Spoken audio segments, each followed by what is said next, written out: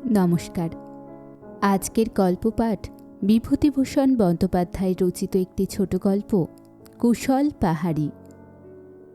বিভূতিভূষণ বন্দ্যোপাধ্যায় বাংলা সাহিত্যের অন্যতম শ্রেষ্ঠ কথাসাহিত্যিক। প্রকৃতি প্রেম, মানবতাবোধ এবং সহজ সরল ভাষার জন্য তিনি বাংলা সাহিত্যে এক অনন্য স্থান অধিকার করে আছেন। তাঁর সাহিত্য আজও পাঠকদের সমানভাবে মুগ্ধ করে।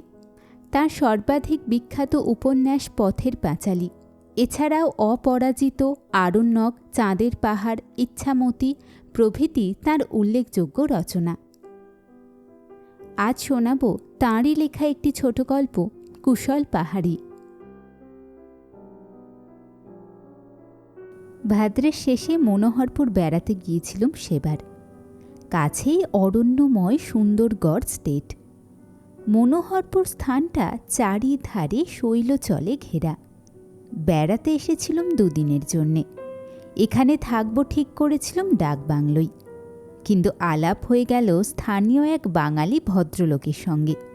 তিনি নিয়ে গেলেন তাঁর বাসায়, ছাড়লেন না কিছুতেই। আমি বললাম, আপনার অসুবিধে হবে, হয়তো বেশি দিন থাকব।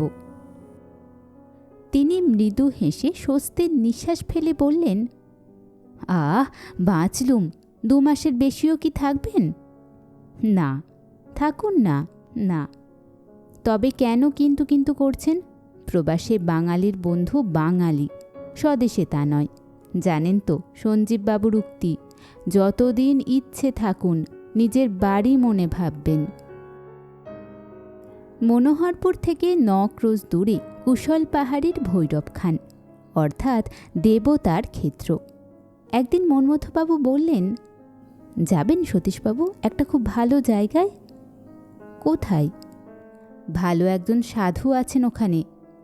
বড্ড জঙ্গল, রাস্তাও দুর্গম, গরুর গাড়িতে যেতে হবে। আমার সাধু সন্ন্যাসীতে দরকার নেই, জঙ্গল আছে তো। রাম জঙ্গল, তবে যাব। সুন্দরগড় আরণ্য প্রকৃতির লীলা নিকেতন।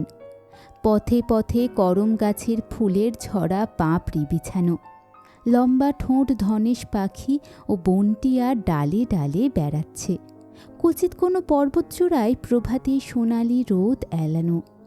কচিত কোনো পার্বত্য ঝর্ণার জলের ধারে লোহাজালি ফুল ফুটে পাথর ঢেকে ফেলেছে। পথেরও শেষ নেই, অরণ্যেরও শেষ নেই। মুক্ত শৈলমালা বেষ্টিত ভূমিশ্রীরও শেষ নেই, প্রান্তরেরও শেষ নেই। বনে বনে ময়ূর, বনে বনে কোটরা, ভালুক, লেপার্ড। গরুর গাড়ি চলেছে মন্থর গতিতে। কখনো ঢালু পাহাড়ি পথ উঠেছে আমলকি গাছের ফল ভাড়ানত শাখা প্রশাখার ছই ঘেঁষে। কখনো ফুল ছড়ানো উপত্যকা বেয়ে নামছে জলভরা নালার দিকে। কালী পাহাড়ের শৃঙ্গ ঠেলে উঠেছে ঘন বনের ওপরে ভেসুভিয়াসের মোচাকৃতি শিখর দেশের মতো। সকালে গরুর গাড়ি ছাড়া হয়েছিল। সঙ্গে ছিল চিড়ে, চিনি, কলা, দই, পাকা পেঁপে, বাড়ির তৈরি ক্ষীরের সন্দেশ ও আচার। পথে জোগাড় করে নিলাম বড় বড় ডাঁসা আমলকি, পাকা বনডুমুর, কাঁচরা দাম শাক। বর্ষার দিনে পথের এই সৌন্দর্যের তুলনা হয় না। সেদিন ভাবছিলুম, আজ এ বন যেন শেষ না হয়। শেষ হলেই তো এ মায়া ফুরিয়ে যাবে। আবার পড়বে লোকালয়, তক্ষণে শুরু হবে ব্ল্যাক মার্কেট, খবরের কাগজ, হপ্তায় একদিন ভাত খেও না উপদেশ, উদ্বাস্তু সমস্যা। এই রকম মায়া জগতের মধ্যে দিয়ে যতদিন চলে চলুক গাড়ি। বেলা 12টা। একটা কি বন্য নদী বনের ছায়ায় ছায়ায় ছোট জলপ্রপাত তৈরি করে লাফাতে লাফাতে ছুটে চলেছে। বর্ষার উচ্ছল জলস্রোতে প্রাণবন্ত। বললাম সঙ্গীকে, কি নদী মশাই? কোয়েল নদীর শাখা। দক্ষিণ কোয়েল? নিশ্চয়ই। এই নদীর জলে একরকম পাথর পাওয়া যায়, বেশ সুন্দর রং। আপনাকে দেখাবো, মনে হবে চাইনিজ জেট। আসুন, আগে একটা বড় পাথর আছে, তার উপর বসে খাওয়া দাওয়া করা যাবে। আপনি কতবার এসেছেন এদিকে? ভৈরব খানের সাধুজির সঙ্গে দেখা করতে 4 বার এসেছি।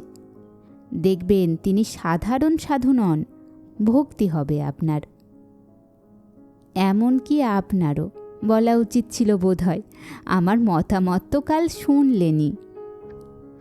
সেই প্রকাণ্ড পাথরখানাতে একটা শতরঞ্চি বিছিয়ে আমরা বসে পড়লুম। ক্ষুধার উদ্বেগ হয়েছিল এ উক্তি আমাদের পেটের অবস্থার তুলনায় নিতান্ত অপ্রতুল ও অবাস্তব। ক্ষুধায় আমাদের পেটের ভেতরটা দাউ দাউ করে জ্বলছিল। এদেশের জলের গুণ আছে বটে। অগ্নিমান্দে ভুগছিলাম গত 1 বছর, ক্ষুধাবোধ একেবারে ছিল না। বেশ পেট ভরে চিড়ে দই ফল খেয়ে ঝর্ণার নির্মল জল পান করে আবার গাড়ি ছেড়ে দিলাম। এবার অনেকটা পথ আমরা হেঁটে গেলাম, কেননা সবসময় গরুর গাড়িতে যাওয়া বড়ই কষ্টকর। ছায়া স্নিগ্ধ বনবীথিতে বন্য কুসুম ছড়িয়ে দিয়েছে ঠান্ডা বাতাসে। অলস হয়ে এসেছে মধ্যাহ্নটি।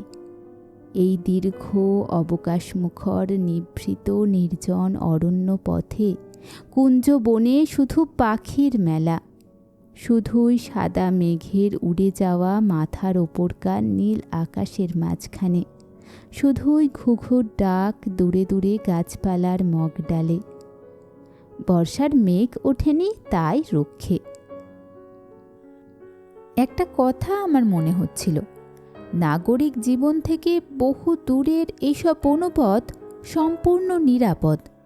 চুরি ডাকাতি এখানকার লোকেরা জানে না।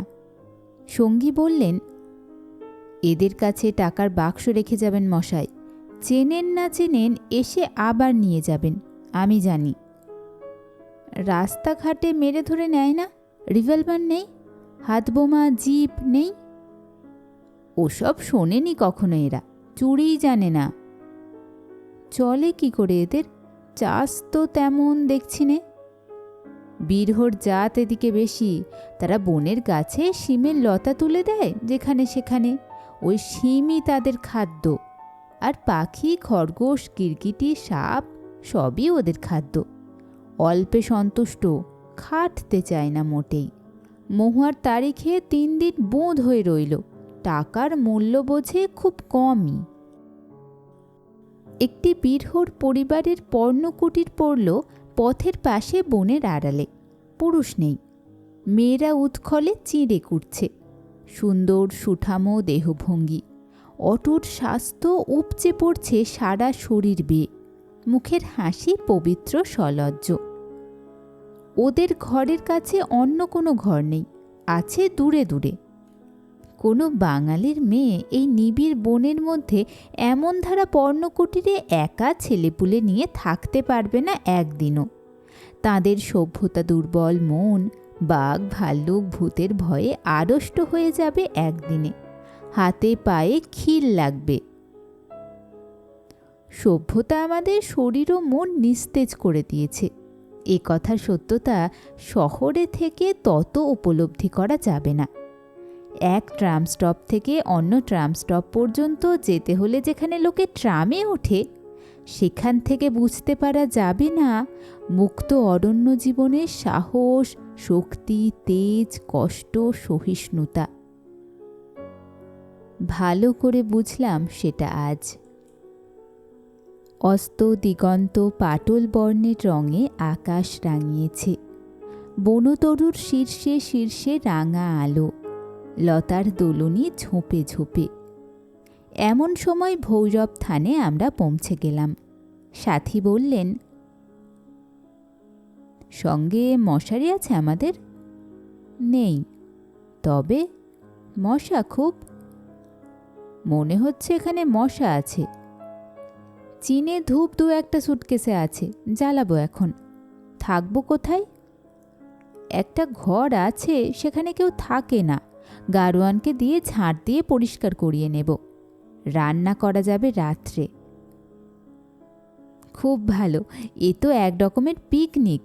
এখন মনে হচ্ছে মেয়েদের নিয়ে এলে খুব আমোদ হতো। সামনের পূর্ণিমায় মেলা হবে এখানে, কলকাতা থেকে মা লক্ষ্মীকে নিয়ে আসুন, সে সময় চমৎকার হবে। সাধুজির সঙ্গে দেখা হবে না এখন? নিশ্চয়ই হবে, চলুন ডেরা ঠিক করে নিয়ে তারপর ওখানে যাওয়া যাবে। বাসা ঠিক হয়ে গেল তখনই। বেশি পরিষ্কার করতে হলো না, কিন্তু ঘরের মেঝেতে গোটা কত গর্ত দেখে মেজাজ খারাপ হয়ে গেল। এই বর্ষাকালে গর্ত যেখানে থাকে সেখানে বিষাক্ত সর্পের আড্ডা। কি করা যায়? আমার সঙ্গী বললেন, অত ভয় পাবেন না, রান্না তো শেষ করি আগে। মঙ্গল টুডু বলে একজন সাঁওতালির সঙ্গে কাঠের কথা বলতে সে কাঠ এনে দিতে রাজি হলো। 4 পয়সা মাত্র চুক্তি। আমাদের রান্নার সব কাঠ এনে দেবে। সেই বললে, কোন ঘরে রান্না করছিস তোরা? নাট মন্দিরে। কেন রে, ওটাই যাসনি? ঘাটওয়ালি বাংলোয় যা, তোদের জন্যই তো সাহেবের বাংলো খোলা থাকে, নিয়ে যাব চল সেখানে। মঙ্গল টুডু আমাদের কাঠ ও জল এনে দিয়ে রান্নার সাহায্য করলে। ঘাটওয়ালি বাংলোয় আমরা গেলাম রান্না খাওয়ার পরে। তখন সন্ধে হওয়ার পর ঘণ্টা 2 কেটে গিয়েছিল। ঘাটওয়ালি বাংলোটি খড়ের ঘর বটে, কিন্তু সিমেন্টের মেঝে, চেয়ার টেবিল খাটিয়া সব সাজানো আছে, এমনকি জানালা দরজার পর্দা পর্যন্ত। শিমুল গাছের ঘাটওয়ালি জমিদার গভর্নমেন্ট বন বিভাগের উচ্চপদস্থ কর্মচারীদের বাসের জন্যে এই বাংলোঘর করে দিয়েছেন এবং তার খরচে এটার মেরামত, পরিষ্কার ইত্যাদি চালু রেখেছেন। দয়া করে নয়, ঘাটওয়ালি আইন অনুসারে বাধ্য হয়ে। আমরা গভর্নমেন্টের কর্মচারী নই বটে, কিন্তু বাঙালি ভদ্রলোক, সুতরাং 7 খুন মাপ। চৌকিদার তক্ষণে সেলাম বাজিয়ে ঘর খুলে দিলে। এইবার সাধুজির সঙ্গে দেখা করতে যাবার জন্যে আমরা বেরুলাম। মঙ্গল টুডু আমাদের সঙ্গে ছিল। সে আমাদের জানালে, সাধু খুব বড়, মৌন থাকেন দিনে, রাত্রে কথা বলেন। সাধু দেখে বিস্মিত হলাম। প্রায় 70-এর কাছাকাছি বয়স হবে। আবক্ষ বিলম্বিত শ্বেত শ্বশ্রু, গলায় তুলসীর মালা, হিষ্টপুষ্ট নাদুস নুদুস দেহ, পিতৃস্নেহ ভরা শান্ত বড় বড় চোখ দুটি। বাঙালি সাধু, মানভূম জেলায় বাড়ি ছিল। 17 বছর বয়স থেকে উদাসী গৃহত্যাগী। সব খোলাখুলি বললেন আমাদের কাছে। সাধুসুলভ গর্বের অস্পষ্টতা নেই তার। সাধুজি বসেছিলেন একটা সুপ্রাচীন বিশাল শাল তরুর গুঁড়ি ঘেঁষে, খুব বড় ও চওড়া একখানা মসৃণ শিলাখণ্ডের ওপর। শুক্লা নবমী তিথির জ্যোৎস্না ডালপালার ফাঁকে ওর আসনে এসে পড়েছে। কুশল পাহাড়ি শৈলশ্রেণী ভৈরব খানকে চারিদিকে ঘিরেছে বহু পুরাতন পাথরের চাই। সব যেন এখানে সুপ্রাচীন। প্রাচীন সাধু, প্রাচীন শালবৃক্ষ, প্রাচীন শিলাসন, প্রাচীন অরণ্যভূমি। মনে হলো এই পরিবেশ ছেড়ে আর কোথাও যাচ্ছি নে, থেকে যায় এখানেই। ঋষি, সাধু, প্রবক্তাদের জ্যোতির্বাহিনী এখানেই। এ জিনিস আর কোথাও পাব না। সুন্দরগড় রাজ্যের এই সুদূর বনভূমিতে যে বৃদ্ধ পিতৃবৎ স্নেহশীল ব্রহ্মজ্ঞ ঋষির পাদমূলে এসে আজ পৌঁছেছি, তিনিই মনে শান্তি এনে দেবেন। পথে ঘাটে এ দুর্লভ জিনিসের সন্ধান মেলে না। আরও মুগ্ধ হলাম যখন সাধুজি ঈশোপনিষদের একটা শ্লোক উচ্চারণ করে তার ব্যাখ্যা করতে লাগলেন। বারবার বলতে লাগলেন, কবির মনীষী পরিভূ স্বয়ংভূ। শ্লোকটির মধ্যকার কবি কথাটির অর্থ বৃদ্ধ। সাধুর মুখের সেই মধুর গম্ভীর বাণী আজও কানে বাজছে। কবেই তিনি বটেন বাবা, এখানে বসে বসে দেখছি এই শালগাছটাতে ফুল ফোটে, বর্ষাকালে পাহাড়ে ময়ূর ডাকে, ঝর্ণা দিয়ে জল বয়ে যায়। তখন ভাবি কবেই বটে তিনি, আমি কিছু পাইনি বাবা, বরং দেখছ এসব বাইরের, ভেতরের জ্ঞান কিছু হয়নি। তবে দেখতে চেয়েছি তাকে, তার এই কবিরূপ দেখে ধন্য হয়েছি। এসব বছর 7 আগেকার কথা। আবার কলকাতা শহরে দুবেলা নিয়মিত অফিস করছি। অর্থে সচ্ছলতা এমন নেই যে যখন তখন বা প্রতি বৎসর বেরিয়ে যাব বেড়াতে। সেদিন একটা পার্টিতে গিয়েছিলাম, বড়লোকের বাড়ির পার্টি। অনেক বড়লোকের আনাগোনা দেখলাম, ক্রাইসলার হাঁকিয়ে, বুইক হাঁকিয়ে, মিনার্ভা হাঁকিয়ে। বেশ সুন্দর সব চেহারা, কেতা দুরস্ত সাজগোজ। কিন্তু এত শিক্ষিত ও সম্ভ্রান্ত অবস্থাপন্ন লোকের সম্মেলনে সেদিন যা আশা করে গিয়েছিলুম তা পেলাম কই।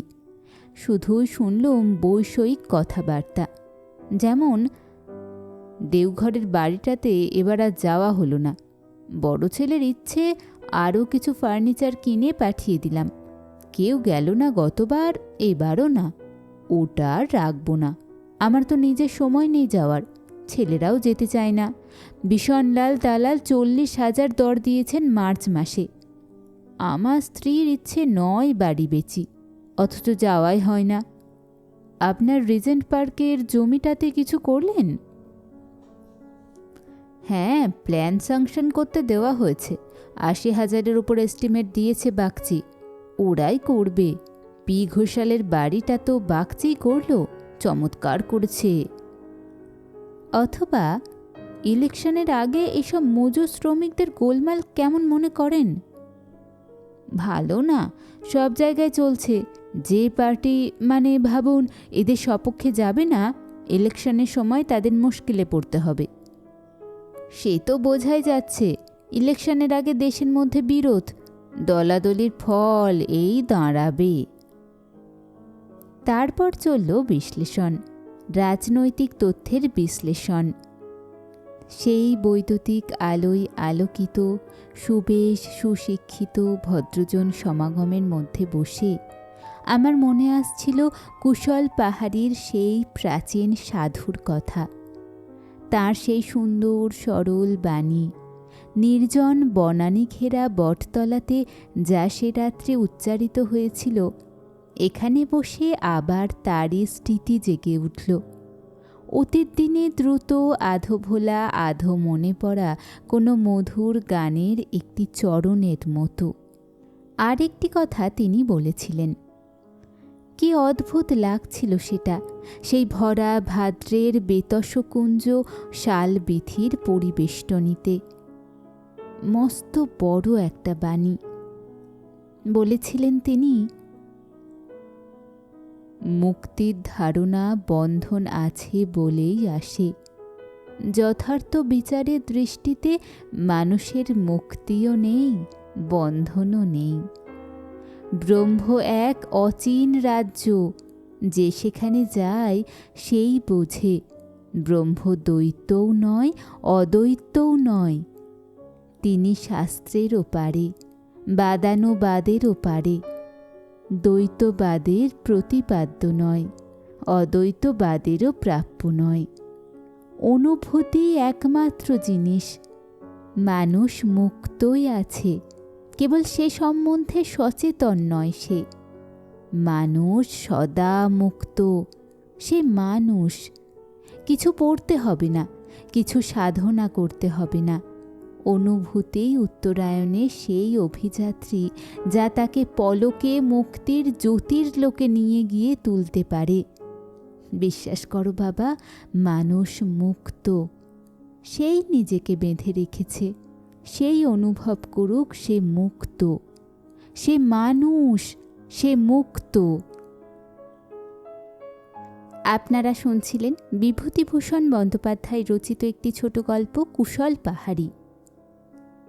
গল্প পাঠ ভালো লাগলে চ্যানেলটি সাবস্ক্রাইব করবেন এবং বন্ধুদের সঙ্গে শেয়ার করবেন। ধন্যবাদ।